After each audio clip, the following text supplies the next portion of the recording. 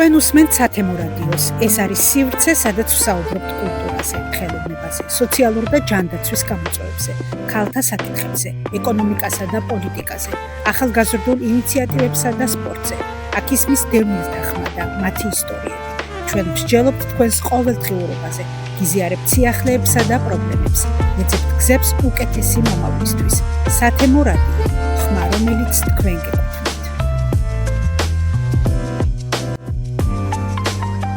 მოგესალმებით რადიო მსმენელებო, მოგესალმებით ძვირფასო მეგობრებო, ვინც გვიყურებთ, არა მარტო რადიო მსმენელებთან გვიყურებთ კიდეც სოციალური ქსელის სხვადასხვა საშუალებით.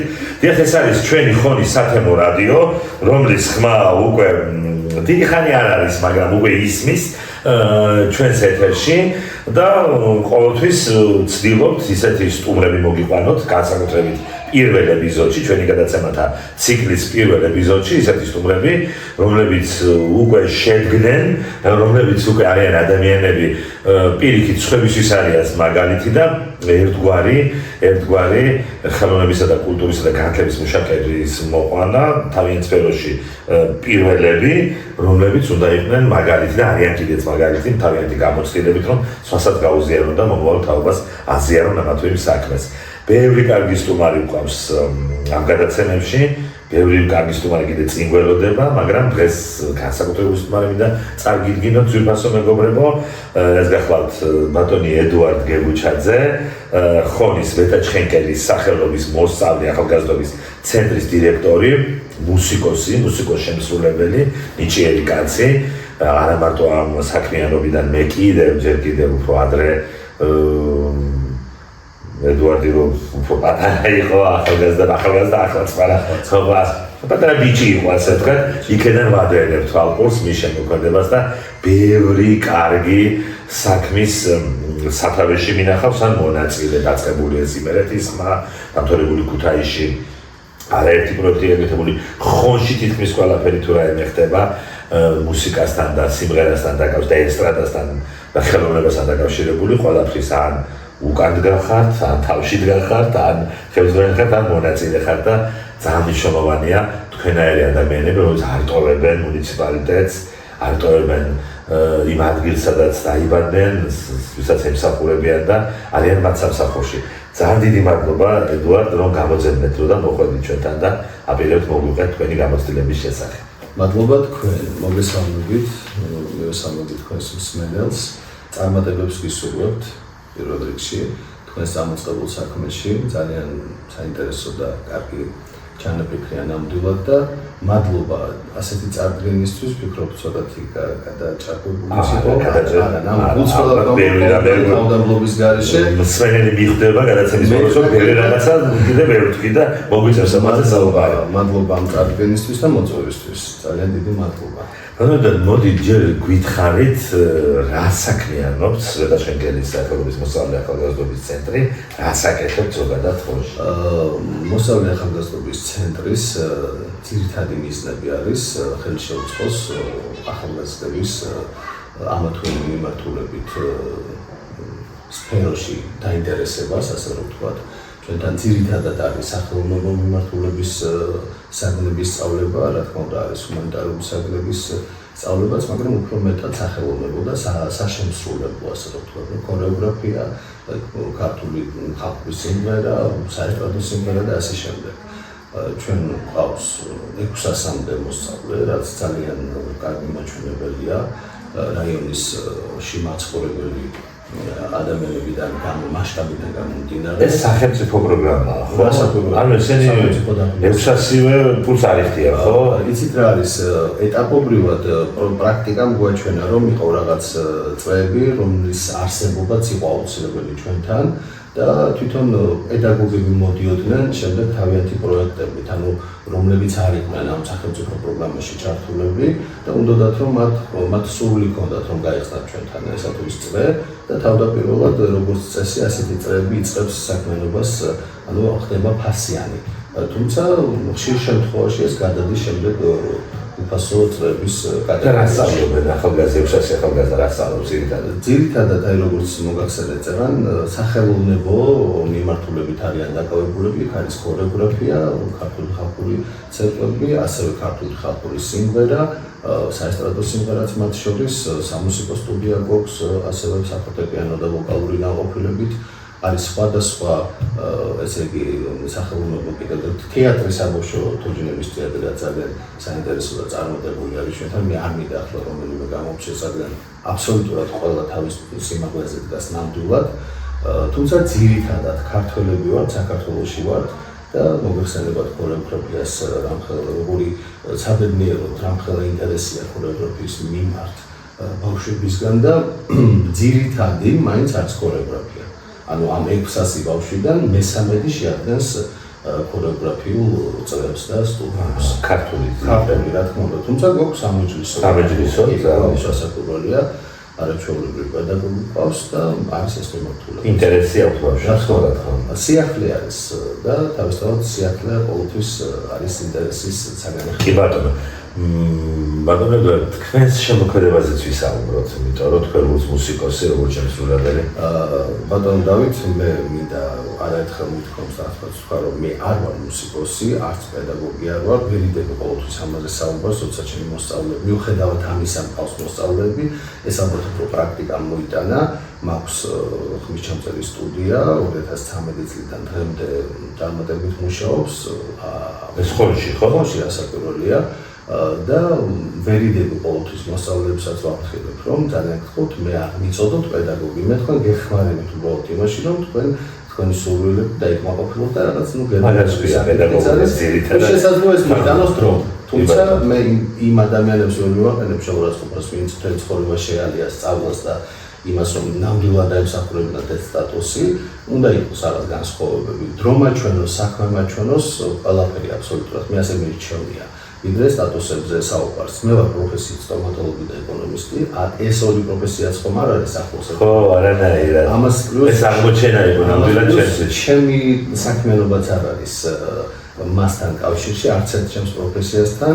ნუ ხელოვნებას ასე რომ ვთქვათ, მიუძღვენი ჩემი ცხოვრება და უკავშირე და პროფესიით არ გიმუშავია. პროფესიით 2 წელი მუშაობ. იმ როგორც სტომატოლოგი მუშაობდი, მაგრამ შემდეგ ისევ მე დავიბადე ბათუმში, ხოლში სწავლობდი, აქ გავიზარდე, ივან დიდის გადამტანობის სახელობის საშუალო სკოლა და საჯარო სკოლა დავამთავრე და სწავლის პარალელურად მე უმეტეს დროს მაინც ხოლში ვატარებდი. აქ ჩამოვდიოდი და შემდეგ გასაკვირველია ისევ აქ ჩამოვედი და მაშინ იყო ახალგაზრდული კავშირების ლიგა, ახლაც არის გასაკვირველია, თუმცა დაკარგა ის რაღაცა ხიბლი, ვინაიდან დამფუძნებელი ერთ-ერთი და მთავარი ამ სულის შემქმნელი ამ ორგანიზაციის ალექსანდრე აკობიძე, მე ვიცი რომ იცნობთ თქვენ მას, რაც უკვე გარდაცვლილი. ის იყო ამ ყველაფრის სულის შემქმნელი და აი იქ დაიწყო ჩემი პირველი ნამიჯები, ასე ვთქვათ. ბათუმში ოჯახი ცხოვრობდა? არა, მე ბათუმელი მყავს დედა. დედულია კი. დიახ, და იქ დავიბადე, შესაბამისად ძალიან მიყვარს ბათუმი, სასაკვირველია. მაგრამ ხონი არის ჩემთვის ყველაფერი რაც შეიძლება. არც არასოდეს მიოცნები აქედან წასვლაზე. უფრო პატარა რო ვიყავი ახალგაზრდა სკოლის პროფესორი და ასე შეახსენეთ, არასოდეს არ მქონია სურვილიც კი რომ მე სხვა ქალაქში მეცხოვრა. და ახლაც არ მოხდა და ვფიქრობ რომ მომავალშიც არ მოხდა. მინდა ვისაუბროთ იმერეთის ხმა, ესეთი კონკურსი, ხო სწორად ვამბობ, ესეთი რომელიც ბევრი კარგი ადამიანის აღმოჩენაც გიკავშირდება, ბევრი კარგი მომღერალი, ახალგაზრდა მომღერალი, მე ვიცი რომ თქვენს მიერ იყო დაფრთიანებული. რა ვიცი, ბევრი წარმატების მაგალითი ჰქონდათ აი ამ კონკურსზე რომ ვილაპარაკოთ. ქალბატონი ნანა იამალიძეც იყო ჩართული და ყველაფერს ძალიან პატივისცემ. ქალბატონი ნანა რომელიც არის არაჩვეულებრივი, აი ისიც ამოწაკეს თავს კომპოზიტორს არავარ. ესე იგი სიმღერებს ეს და არავარ კომპოზიტორიო, მომღერლებს ამზადებ და არავარ პედაგოგიო. ხო, მაგრამ თავდამალი ხალხი ხარ, თავმოყრილი მოჩას ყველა ერთად. ქალბატონი ნანას გარეშე ჩემს ბიოგრაფიაზე საუბარი უბრალოდ ვფიქრობ რომ არ შეიძლება. ნუ აღნიშნავ რომ ეს იყო ფესტივალი იმერეთის ხმა, რომელმაც ჩემს ცხოვრებაში ძალიან მნიშვნელოვანი როლი ითამაშა. აი როგორც თქვი, მე ვერიდები ყოველთვის და ცდილობ ვიყო აი ამ პედაგოგის სტატუსს და რაღაცას წამოვწიოს თემა, ყავდა მოსწავლეები და ქალბატონი ნანა იყო სწორედ ის ადამიანი, რომელმაც მომცა ბიძგი და სტიმული, რომ კიდევ უფრო მეტად გამეთხმავებინა ეს საქმიანობა, შემესწავლა და ჩემს თავში ყოფილიყავი და თავდაჯერებული ყოფილიყავი ამ მიმართულებით. ნუ მოგესალმებათ ამ ფესტივალის ჟიურის თავმჯდომარე იყო და არის ქალბატონი მარიკო კვარიაშვილი, ნამდვილად ლეგენდარული კომპოზიტორი და შესანიშნავი პიროვნება. და სწორედ მან მომცა ბიძგი, აი როცა პირველად გამომცა დიპლომი, რომ წარმატებული პედაგოგიური საქმიანობისთვის, აი ეს ჩემთვის ვერც კი აღწერა. ყველა ინსტიტუტზე, ყველა სასწავლებელზე, ყველა პრეზიდენტი იყო ჩემთვის იმ მომენტში და სწორედ ამ ადამიანებმა მოხდეს გარდატეხი, შეიტანეს გარდატეხი როლი, რომ მე რაღაც ამ მიმართულებით კიდევ უფრო განვითარებულიყავ. ედუარდ, ბევრი წარმატება ყოფილა თქვენ ცხოვრებაში და მე ყველა მაინტერესებს, მაგრამ ეხლა ბოლოს გიხილეთ ლიანა ისაკაძის ინსტრუმენტ შემსრულებელთა ძალიან სერიოზული ფესტივალი საკონკურსო იმის დააფუძნებელთა სიაშიც და ჟიურშიც, ხო? ეს არის ახლა რა ვიცი, ისეთი თან საერთაშორისო ჟიური იყო ამ ყველაფერში და იქ იხილეთ და ძალიან გამიხარდა და ამ კონკურსებს რომ გითხრათ, ეს ყოველწლიურად უნდა გახდეს, როგორც იცი ახლა თან ისეთი ადამიანის სახელი აქვს ხო ცოტა არ იყოს დიდი და საკმაოდ საინტერესო ალბათ ისა თქვენი ბიოგრაფიისთვის ძალიან მნიშვნელოვანი ამბავია ნამდვილად. დიახ, მე სანამ კონკურსზე ვისაუბრებ, აუცილებლად უნდა აღვნიშნო მიმართლებს ნამდვილად მეგობრებში მე უნდა აღვნიშნო და ვახსენო განსაკუთრებით ასევე ქალბატონი სანდა კიკვაძე, არაჩვეულებრივი მუსიკოსი, რომელსაც მე ვიოლინო პირველი ერთ-ერთი და ქვეყანაში არა მაგრამ ქუთაისში. დიახ, შესანიშნავი ქალბატონი დარიჯან კურცმანძე, ასევე მე ვიოლინე მუსიკოსი. აი ამ ორმა ადამიანმა მომცა მე კიდევ უფრო მეტად საშუალება ამ კონკურსში, რომ წარმომიჩინა ჩემი თავი და შესაძლებლობები, თუმცა სიმართლე გითხრა, თავდაპირველად ვეგიდებოდი, გავუბრუნდი ამ ყველაფერს მისი მასშტაბებიდან გამომდინარე. მოგესალმებათ ლიანა ისაკაძე, ქალბატონი ლიანას სახელი. რა სიმაღლეებზე არის საუბარი, მით უმეტეს საერთაშორისო და მხატვრულად ბედნიერება რომ ვიყო დამფუძნებელი არტ ვირტუოზის ამ ორგანიზაციის, რომელმაც ჩაატარა ეს კონკურსი და ძალიან დიდი მადლობა მინდა ვისაუბროთ თქვენი შემთხვევაში ეთერით და უთხრა ბატონ გიორგი ისაკაძეს, ქალბატონ ლიანას მემკვიდრეს, მიშულს, ქალბატონ ნინა ცაგარელს, ასევე ჩვენი გუნდის წევრს და ყველა იმ ადამიანს, ქუთაისის მერიას, ბატონ დავითს, რომელმაც დიდი როლი ითამაშა ამ კონკურსის განვითარებაში და ყველა იმ ადამიანს, რომელიც გვერდში ყვება და თქვენ, რომ ყოველთვის ჩვენთან ერთად ვიყავით ამ კონკურსის პროვის დროს. კი ბატონო. პროფესიულად არ ვიცი ყველაფერს შევეხე თუ არა თქვენი ცხოვრების რაც მე ვიცოდი შეხედულობა მქონდა მეტნაკლებად ვისაუბრეთ ამაზე და ალბათ ან ჩემი თუ კი ისეთივე გითხარით თქვენც ისაუბრეთ შემდგომში, მაგრამ ეხლა მინდა უფრო სხვა შეკითხვებით დაგისვათ თუ შეიძლება. აი რას გვეტყვით ხონის შესახებ, როგორი ქალაქია ხონი? ეს ჩვენი სათემო რადიო მომართულია იმისათვის, რომ ხალ უკეთესი გავხადოთ ჩვენი თემი, ჩვენი მაყურებელი, ამ დასახლებაში მცხოვრები ადამიანები, ხონში და ქვეყანაში საერთოდ ჩვენ მოვისმენს და რა პერსპექტივის ქალაქია, რა ჭირდება, რა პრობლემებია, რა სიყვარულია ესეთი ხონელობას, ვერ კარგავს არავინ და ლამის სადაც არ უნდა გადაცხოვრდნენ ბოლომდე როგორც ებრაელები ებრაელობენ, ისეა ხონელობა საერთოდ ძალიან ავთენტურია და არ ითქვიფებიან ასე ვთქვათ ზოგიერთები ზოგი რო გათბილისელდება ქუთაისელი მაგალითად ხონელობა მაინც სხვა ისაა. რა არის ეს ხონი, ამაზე გითხრათ? ხონი არის, არ ვიცი, სიყვარულის ქალაქია, ისტორიული ქალაქია, პირდაპირ უძველესი ნამდვილად აქვს, ალბათ ერთი გადაცემა არ ეყოფა, რა თქმა უნდა, ამაზე საუბარს და უხერხულიც არის რომ მე ვისაუბრო, რადგან თქვენ დარწმუნებული ვარ, მე გეყოლებათ გადაცემაში სტუმრად აუცილებლად ის ადამიანები, რომლებიც ძირფესვიანად და უფრო ასე რომ ვთქვათ, გაშლად შეძლებენ ამ თემაზე საუბარს. მე შემიძლია მხოლოდ იმის თქმა, რომ ნამდვილად სიყვარულის ქალაქია. ისტორიულ ქალაქთან ერთად არის სიყვარულის ქალაქი. შესანიშნავი ტრადიციების მქონე, კულტურაზე არ ვსაუბრობ, უკვე ნამდვილად უფროსებმა იციან ამის თქვა, რომ კულტურის კერა არის ხონი და უდიდგან ასე იყო და მართლა ასეა რომ უყურდები.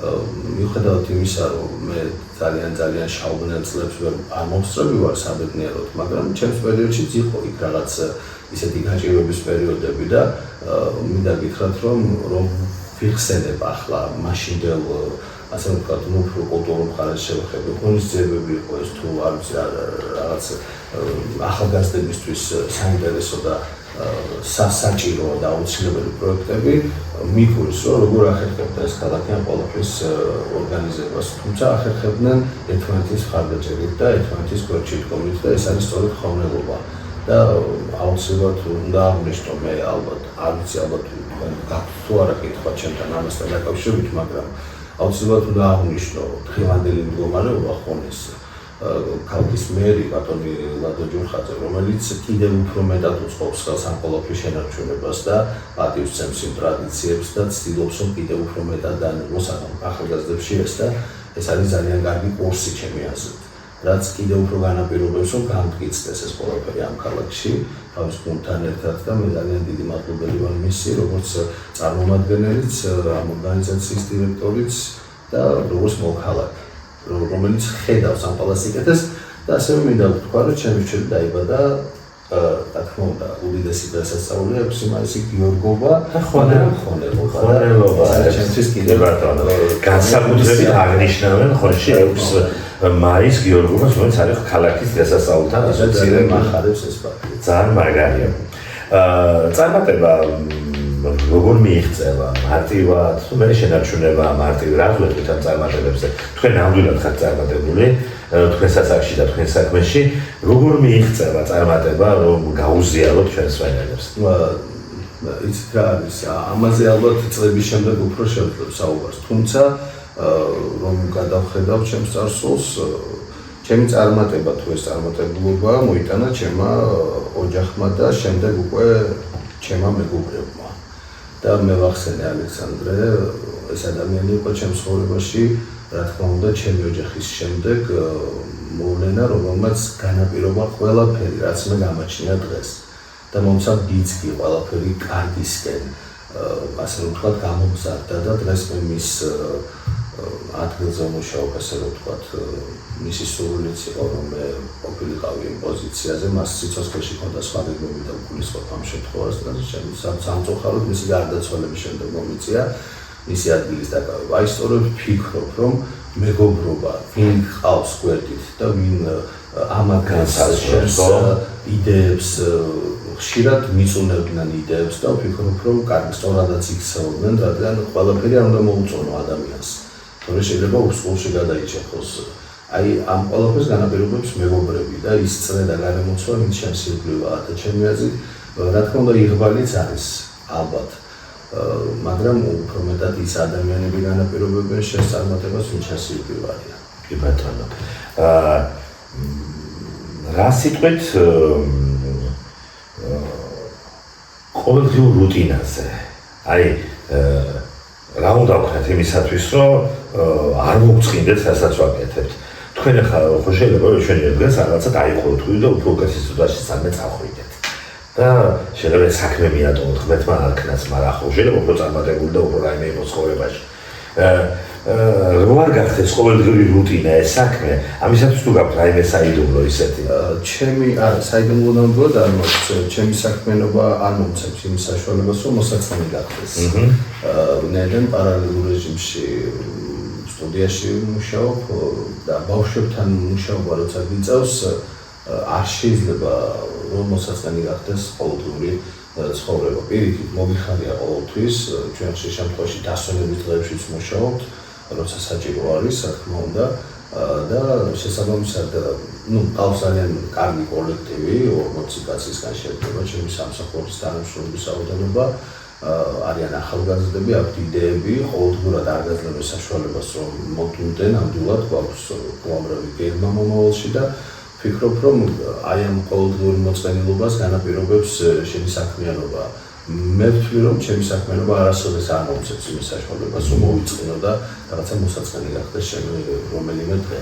ბატონო, რა გაძლევთ სტიმულს მუშაობის დროს, ან შთაგონებას, ან ვინ არიან ის ადამიანები, ვისაც გინდათ რომ მიბაძოთ, ან მას ბაძავთ და თავის დროზე მათ მოხდეს გავლენა თქვენ შემოქმედებაზე. ნახეთ, ან ცხოვრების წესზე. ცხოვრებისეულად ჩემ ძალიან დიდ სტიმულს მაძლევს ჩემი მეუღლე, ჩემი ოჯახი, ჩემი მეუღლე, ჩემი შვილი. სამსახურეობრივად სტიმული მაქვს, არ ვიცი ეს გადაეცემა ტრადიციულად ჩვენს შენობაში მყოფ ადამიანებს თუ რა ხდება, მას ვერ ხსნი, მაგრამ აი სტიმული არის ჩემთვის ის, რომ კიდევ ისევ და ისევ იმ ახალგაზრდებთან და მომავალ თაობაზე მაქვს საუბარი, რაც მე გამიკეთეს ჩემო უფროსმა მეგობრებმა და რაც ჩემში ჩადეს, მეც მინდა იგივე გავაკეთო სხვებისთვის. აი ერთადერთი მიზანი ნამდვილად გულწრფელად გეუბნებით, გარდა იმისა, რომ კარიერული განვითარება, ეს ყველაფერი ჩვეულებრივი ამბავი ალბათ რაც უნდა იყოს, ხო? არ ვიცი ამას ხობი დავარქვა თუ რა არის, მაგრამ აი ჩემთვის არის მიზანი ის, რომ შევძლო და ერთი ახალგაზრდა მაინც დავაყენო გზაზე და მან თქვას ოდესმე რომ აი მე ეს ადამიანი დამეხმარა რომ წარმატებული ყოფილიყო. ალბათ რაც გამიკეთეს მეც მინდა რომ იგივე გავაკეთოს. როგორ დაახასიათებთ ამ ახალგაზრდებს ჩვენს თანამედროვეობას, მომავალ თაობას, ვისთანაც გიწევთ მუშაობას, როგორი თაობა მოდის? ძალიან კარგი. და ნამდვილად გულწრფელი არის ეს სიტყვები. არის სხვადასხვა მოსაზრება ამასთან დაკავშირებით, მაგრამ ეს ყველაფერი უკავშირდება ბატონ დავით ცხოვრების სიახლეებს. რა თქმა უნდა, ყველა თაობისთვის მომდევნო ახალი თაობა ვერ იქნება მისაღები და მათი შეხედულებები ასე ადვილად არ მივა მათთან. თუმცა ვფიქრობ, რომ ბევრი საინტერესო სიახლე არის მომავალ თაობაში, მათ აზროვნებაში, რა თქმა უნდა, გულისხმობ კარგს და ისევ იმ ტრადიციებზე დაფუძნებულს და იმ წმინდაზე და იმ ძვირფაზე რაღაცებიც ჩვენ გაგვაჩნია. ჩემთან ყოველ შემთხვევაში ხედავ აი ამ ასეულობით ბავშვს, რომლებსაც უხარიათ ცხოვრება, რომლებსაც უნდათ რომ განვითარდნენ, უფრო წილიდან.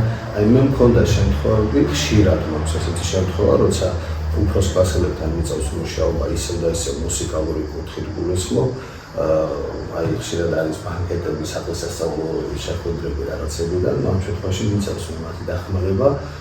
იცით მოსულა ჩემთან 20-25 თინეიჯერი, რომელსაც საერთოდ მუსიკისკენ აბსოლუტურად გახედვაც არ უნდათ, იზოლებით მოდიოდნენ, იმიტომ რომ რაღაცა შემთხვევაში კლასი არ უნდათ ზეგავლენა მოახდინათ, სულიან რომელიმე წენოდა მათი უარი და შემდეგ როცა ეზიარებოდნენ ამ ყველაფერს და იმ კედლებში მოხვდებოდნენ 2-3 შეხვედრის შემდეგ მე გამიგია კიდეც რომ მათ შეხედულებები შეეცვალათ, რაღაცნაირად მათი ინტერესი ქუჩიდან გადმოვიდა უფრო დახურულ სივრცეში, რაღაც დაინტერესდნენ ხელოვნებით, დაინტერესდნენ მუსიკით, სხვადასხვა სპეციალობით რა ჩვენთან ისწავლება და ვფიქრობ, რომ სასწაულად მნიშვნელოვანია ეს შენობა, ანუ ესეც რა თქმა უნდა სადაც ჩვენ ვართ და გულისხმობ ჩემს სამსახურს ახალგაზრდებისთვის და მათი განვითარებისთვის.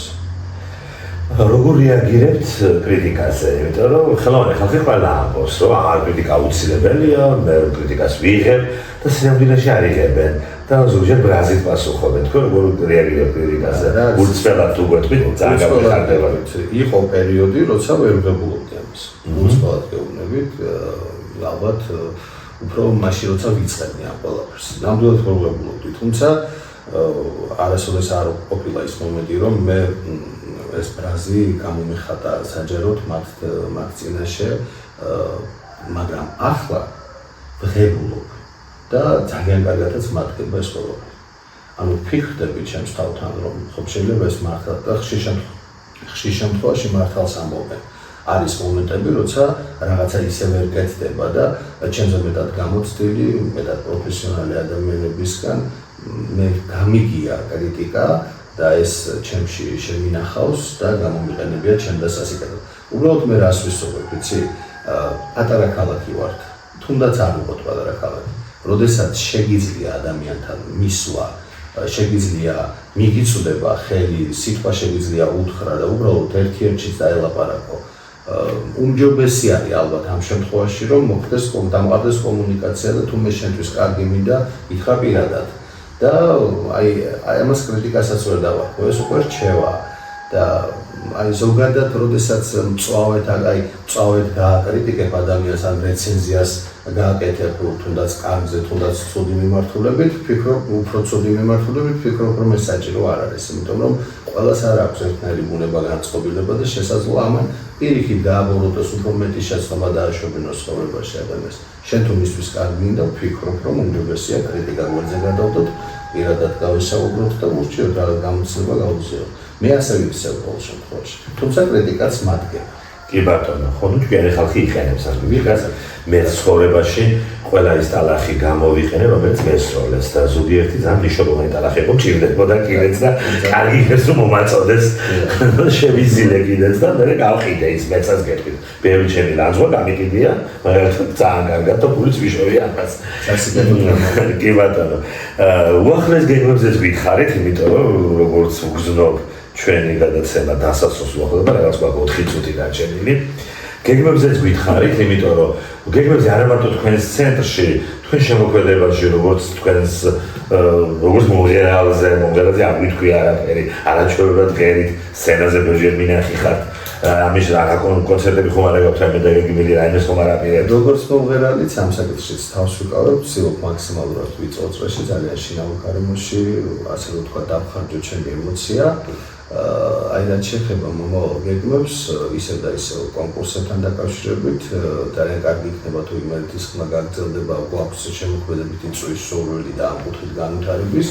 თუმცა აი ისაკაძის კონკურსთან დაკავშირებით, კავტოლიანის ისაკაძის კონკურსთან დაკავშირებით, გვაქვს უზარმაზარი გეგმები და ნუ სახელის უბრალოდ ამბობს, რაც ნაწილობრივ სიურპრიზი იქნება და შემოვინახავ, თუმცა ძალიან დიდი გეგმები გვაქვს დასახული. სამსახურეობრივადაც ვფიქრობთ გაფართობას ყოველწლიურად ფართოვდებით სხვათა შორის, ფართოვდებიში გულისხმობ იმას, რომ ხდება ჩვენი შენობის რეაბილიტირება ეტაპობრივად, ამაში გვეხმარება ჩვენი ხელისუფლება და წელსაც გვაქვს დაგეგმილი ფართების რემონტი, რომ აი ყოველწლიურად მატულობს ჩვენთან მასწავლეთა რაოდენობის რიცხვი. სხვა პირად აი პროფესიულად ესე ვთქვა პროფესიულად სოფლიდანაც მოდიან ხო ბავშვები? გასაგებია, რა თქმა უნდა, გვაქვს სოციალური პროგრამა, ანუ გულისხმობს სოციალურად დაუცველი ოჯახების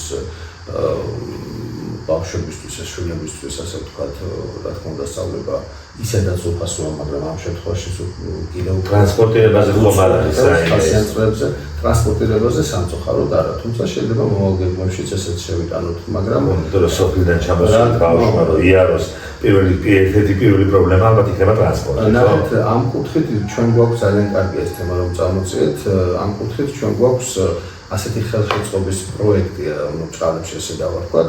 ჩვენი პედაგოგები თავად გამოთხოვეს სურვილს, რომ ამ თემის სოფლებში წავიდნენ და ესე იგი ბავშვებს უმრავლესობას ძალიან მნიშვნელოვანია. მე ხა მაგალითად იგივე ხონის განათლების სათემო ცენტრის ეგიდით სერიოზული პროექტი განხორციელდა მაღალმთიან კინჩხატო გორჯში და რაღაცა რომელიღაც კინჩხაში იყო და სადაც ბავშვები კი არ გადიოდნენ პედაგოგები აიყვანეს იქ და თვეობით ასწავლდნენ ხატვას.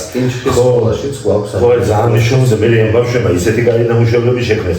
მე გამოფენაცაც დავესწარი, როცა გაკეთე ეს ღონისძიება და მე უკვე მაშინ ქალაქის მას უთხრეს, რომ იქნებ შტატში ჩავსვათ ეს მასალები და მარტო პროექტს ვაგლებში არის ძალიან მნიშვნელოვანი. ძალიან მნიშვნელოვანი. სათემო ცენტრებზე როცა ვსაუბრობ, სოფლად ცხოვრები ბავშვებისთვის მეტი ხელმისაწვდომობა უნდა იყოს ამ სერვისებისადმი. ეს არის ძალიან მნიშვნელოვანი. მნიშვნელოვანეს ნამდვილად გეთანხმებით. და კიდევ ბოლოს ასეთ რაღაცას გეტყოდით, როგორ ხედავთ თქვენს თავს მომავალში, ან დაუშვათ სად ხედავთ თქვენ თავს 10 წლის შემდეგ, ან 5 წლის შემდეგ, რაღაც აი კონკრეტულად მაგალითად 10 წლის შემდეგ სად ხედავთ თქვენ თავს? მე ვხედავ ჩემს თავს ისევ იქ, სადაც დღეს ვარ. ისევ ხონში. არა, ხონში ეს უპირობოდ. ხო. არა, ეს ნამდვილად უპირობოდ. მე ყოველ შემთხვევაში არასოდეს არ ვეცდები, რომ სხვა ქალაქში გავაგრძელო ჩემი საქმიანობა. თუმცა ეს ჩემზე რაც არის დამოკიდებული. სამსახურეობრივად ვფიქრობ, რომ ისევ იქ, რა თქმა უნდა, თუ ამის სურვილი იქნება, სადაც დღეს ვარ. და კიდევ უფრო მეტი სიახლით. წარმატებებს გისურვებთ. მე მინდა რადიო მსმენელს შევახსენო და მაყურებელს ჩვენსაც შევახსენო, რომ ჩვენ ვსტუმრობდა ხონის ბეტა ჩხენკელის სახელობის საქმე მინდა გითხოთ მე შეიძლება ჩემს სამარცხინოდ ეს არ ვიცი ბეტა ჩხენკელი იყო დამაარსებელი ამ ცენტრის თუ დიახ ანუ მაშინ იყო რაიონული მოსავლე ახალგაზრდობის სახლი კი ბატონო გახდა დირექტორი ასევე იყო პედაგოგი ანუ იყო ძალიან დიდი ღვაწლი არის გამაგარი ადამიანის ორგანიზაცია რა თქმა უნდა ეს ორგანიზაცია იმ პერიოდში ათწლეულების განმავლობაში ფუნქციონირებდა. შემდეგ ეს გარკვეული მიზეზების გამო იყო შეჩერებული და ლიკვიდირებულიც კიდე შეიძლება ითქვას და სწორედ ბატონმა ალექსანდრე აკობიძემ მის არაჩვეულებრივ მეგობრებთან და გუნდთან ერთად მოახერხა და აღადგინა ეს ორგანიზაცია. კი ბატონო. სწორედ ამ კარგი ორგანიზაციის მოსავლე ახალგაზრდობის ცენტრის დირექტორი ედუარდ გეგუჩაძე იყო ჩვენი სტუმარი. დიდი მადლობა რომ გამონახეთ დროზე გვეწვიეთ ამ ზაფხულის ცხელ დღეებში. კარგად ზარდება. მადლობა და წარმატებებს გისურვებთ. წარმატებებს გისურვებთ.